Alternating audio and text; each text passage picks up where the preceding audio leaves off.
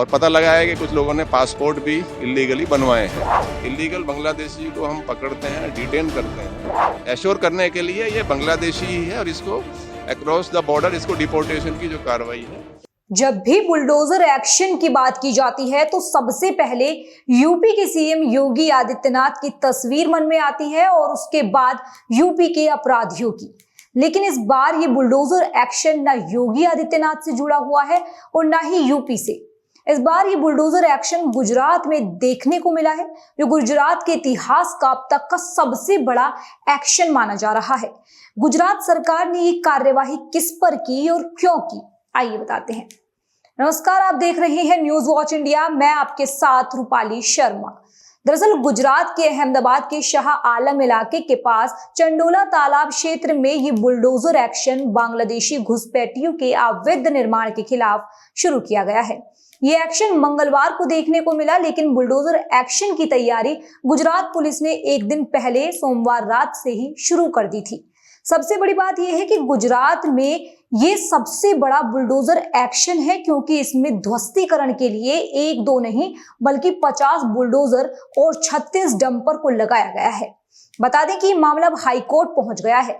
मंगलवार सुबह इस इलाके का 2000 स्क्वायर यार्ड में फैला एक आलीशान फार्म हाउस उसे ढहा दिया गया। Police, crime branch, SOG, cyber crime और एसआरपी की टीमें इलाके में तैनात हैं। इलाके के लोगों ने हाईकोर्ट में याचिका दायर की है और कहा है कि कानूनी प्रक्रिया और नियमों का पालन किए बिना ही तोड़फोड़ की जा रही है। याचिकाकर्ताओं ने दावा किया है कि यहां रहने वालों के बांग्लादेशी होने का कोई ठोस सबूत पेश नहीं किया गया है, जबकि बताया यह जा रहा है कि अहमदाबाद पुलिस ने बीते 2 दिनों में शाह आलम इलाके से 890 संदिग्धों को हिरासत में लिया है। इनमें से 143 लोगों की पहचान बांग्लादेशी नागरिकों के रूप में की गई है। लेकिन ये कार्यवाही अचानक से कैसे शुरू हो गई है, ये आप सोच रहे होंगे, तो बता दें कि कार्यवाही पहलगाम आतंकी हमले के बाद शुरू की गई है, क्योंकि घटना के बाद लगातार देश के अलग अलग हिस्सों से पाकिस्तानियों को निकाला जा रहा है। साथ ही बांग्लादेशी भी भारत में घुसपैठ के जरिए ही दाखिल होते हैं।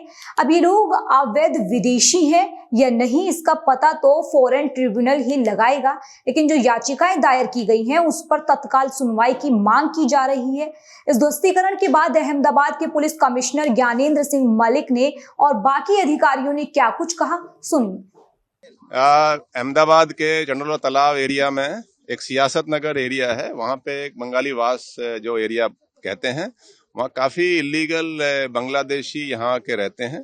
पहले भी उनके विरुद्ध कार्रवाई होती रही है, पहले भी डिमोलिशन हुए हैं और अभी एक मैसिव कॉम्बिंग ऑपरेशन 3 दिन पहले पुलिस ने किया था। उसमें लगभग 180 से ऊपर अभी तक बांग्लादेशी जो इलीगल बांग्लादेशी हैं वो आइडेंटिफाई हो चुके हैं और ये प्रोसेस कंटिन्यू चालू है। उसके अलावा आज ये इलीगल जो यहाँ बांधकाम किया हुआ है जो चंडोला तालाब में, उसका डिमोलिशन की कार्रवाई municipal corporation, Ahmedabad municipal corporation की तरफ से यहाँ हो रही है और पुलिस ने एडिक्वेट बंदोबस्त यहाँ रखा है। लगभग 2000 के करीब पुलिस फोर्स तैनात है। इसका personal supervision joint police commissioner crime branch mister Sharad Singhal कर रहे हैं, उनकी टीम पूरी लगी हुई है और 2000 से अधिक पुलिस है। उसके अलावा 20 एसआरपी की कंपनियां भी तैनात की गई हैं। अहमदाबाद की पूरी जो पुलिस है उसको हमने स्टैंड बाई में रखा है। कहीं भी कोई इंसिडेंस अगर ऐसा बनता है तो पुलिस बहुत ही स्ट्रांग कार्रवाई करेगी। मैं ये भी कहना चाहता हूं कि एक बहुत अच्छी जो इसमें बात है कि सभी लोग यहाँ के, चाहे वो हिंदू हो या यहाँ के मुस्लिम हो, सभी चाहते हैं या ईसाई, सभी चाहते हैं कि जो इलीगल बांग्लादेशी हैं उनके खिलाफ पुलिस कड़क कार्रवाई करे। तो ये एक बहुत अच्छी बात है। तो जो बांग्लादेशी जो बाहर से इलीगली आए हैं, घुसपैठ करके आए हैं, उनके खिलाफ पुलिस कड़क स्ट्रांग एक्शन ले रही है। और हमने एक एफआईआर भी दाखिल की है जिसमें लल्लू बिहारी के एक शख्स और उसके कुछ सागरित हैं जो कि यहाँ पे फोर्ज रेंट एग्रीमेंट वगैरह बनाना, उनको कैसे आधार मिले, वो सब कार्रवाई वो करता था। उसने बड़ा एक यहाँ पे फार्म हाउस टाइप बनाया हुआ था, उस 200 से ज्यादा ऑटो रिक्शा वो भाड़े ऊपर देता था और उसका भी वो जो रेजिडेंस वगैरह जो उसने बनाया था इलीगली वो भी डिमोलिश कर दिया और बाकी भी डिमोलिशन की कार्रवाई अभी चल रही है। इनको एक गवर्नमेंट ऑफ इंडिया की इंस्ट्रक्शंस हैं कि जो बांग्लादेशी इलीगली घुस जाता है उसको आप डिपोर्टेशन का जो प्रोसेस है पहले डिटेन करो, फिर काफी एजेंसियां उसको इंटरोगेट करती हैं, इंटेलिजेंस एजेंसी, वो कैसे आया, कहाँ से आया, सब प्रोसेस करके फिर हम स्टेट गवर्नमेंट के थ्रू सेंट्रल गवर्नमेंट में ये प्रपोजल जाता है, फिर वहां से इंस्ट्रक्शंस आती हैं, डिपोर्टेशन की कार्रवाई उस हिसाब से होती है। सुना आपने इस मामले पर क्या कुछ कहना है प्रशासन की ओर से?